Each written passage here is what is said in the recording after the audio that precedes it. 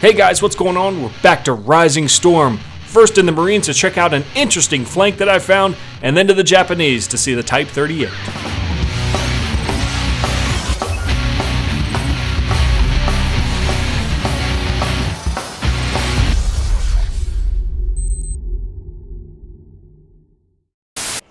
Unfortunately for the Japs, they just cornered a bull. So get your gear ready, get moving, and get the job done. You just gotta love those motivational talks you get at the beginning of each map. It's like a little pep talk. What's going on, guys? This is a replay I'm going to be talking over. We're using the M1 Garand, of course, having a grand old time. See what I did there? The Garand just keeps calling me back. It's just as American as it gets in this game. I mean, it's one of those iconic weapons that I just can't seem to pull myself away from. Even after showing how effective the 1911 was in close quarters, which made me a lot more willing to switch to that bolt-action Springfield just to get that clearer sight picture that you get with that weapon.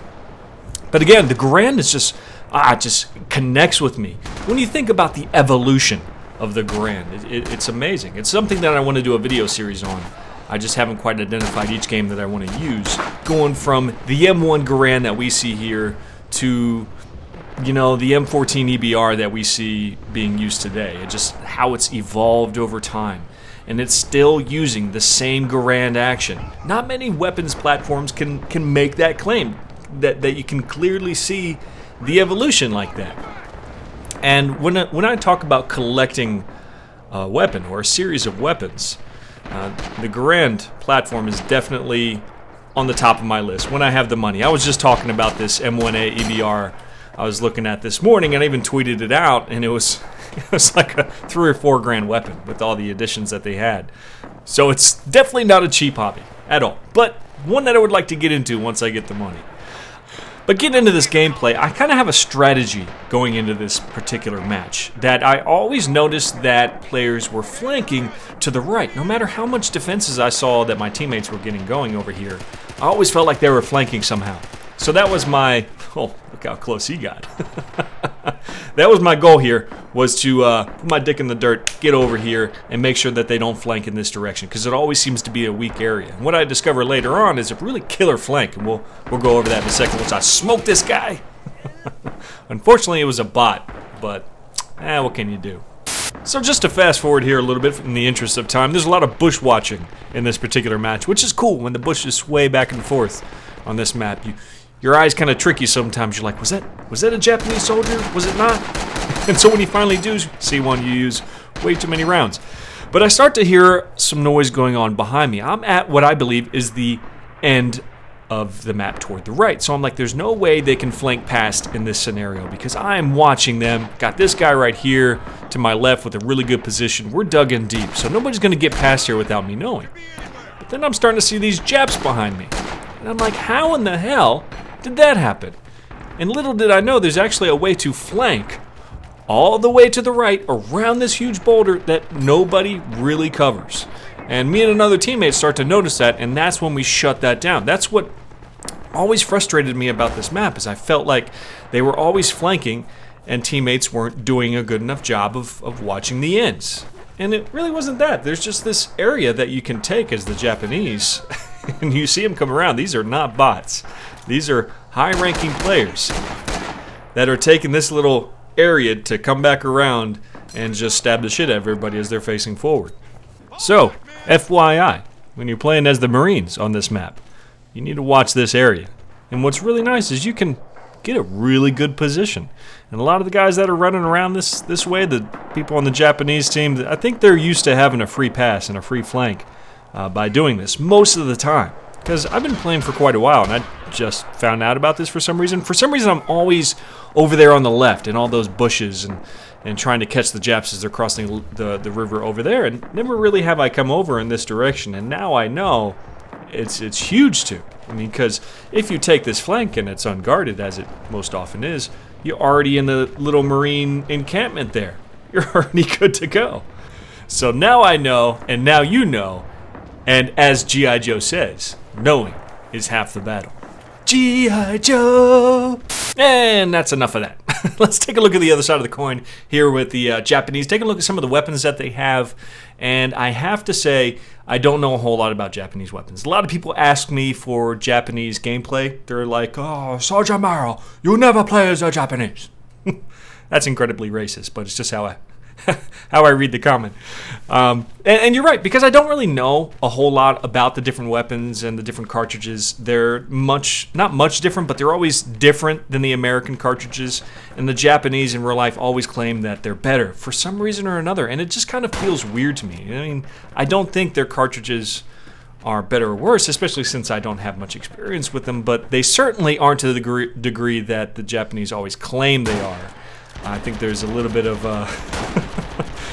the government's words going in there, because a lot of these are government produced. Now I want to be switching to the pistol here because I hear some of the American soldiers coming up on the cover that I'm taking.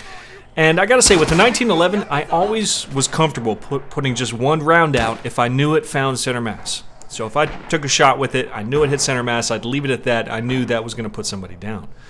And so with the Japanese, was this a Nambu Type 14, I believe is what it's called. I always felt like I needed to double tap. And what I quickly found is that's not the case. The pistols in this game are no joke. If you hit center mass within 10 meters, that guy's going down. And we quickly see that as this pistol does a lot of work, especially while I'm defending this little encampment here. And I honestly think that's more of a game balancing mechanic. In real life, I know that this weapon does use a 8mm by 22mm round, and the 45 is like a 12mm round. It's a lot larger.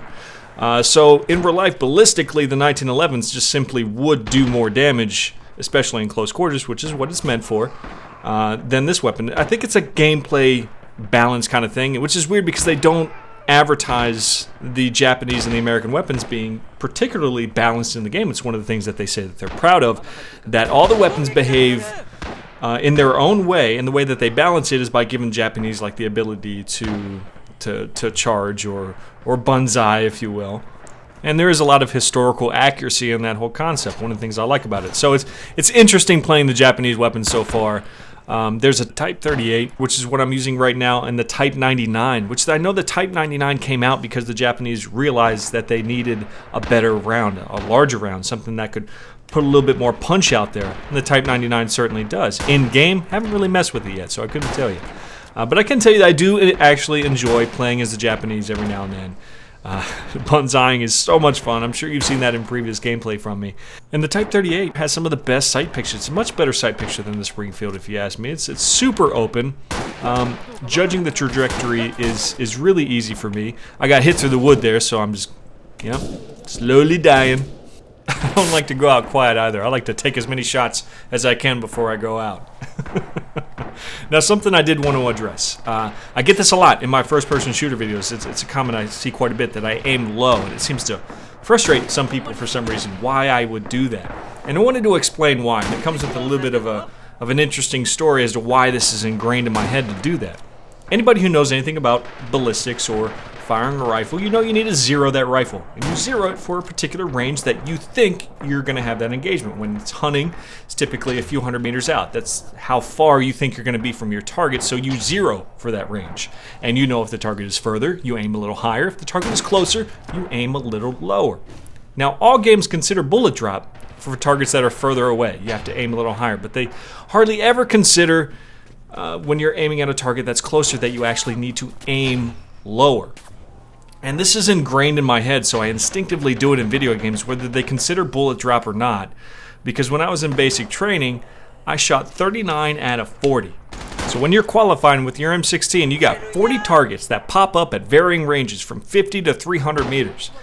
And the 300 meter ones, a lot of people don't even shoot at. They just save those rounds for the targets that are closer so they can just at least qualify. But I made a bet with the drill sergeant that I would shoot expert. And if I did, he'd buy me Burger King. And if I didn't, I'd do 100 push-ups every morning for the next week. And I did it. I shot expert. I shot 39 out of 40, which is really good. But I ended up doing push-ups anyway because the target that I missed was Fast Freddy. It's the name for the 50-meter target that pops up real quick and goes back down. I took my shot at him, I aimed center mass, and watched the bullet go right over the top.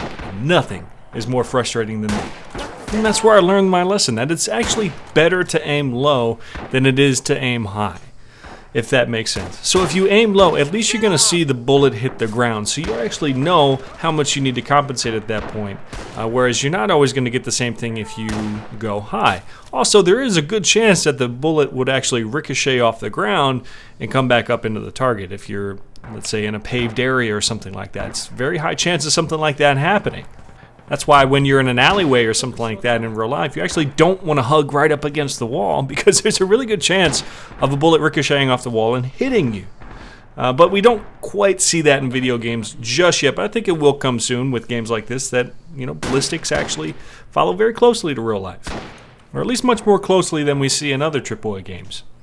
But that's all I have for this video, guys. I wanted to give you a little taste of the Garand, a little taste of the Type 38.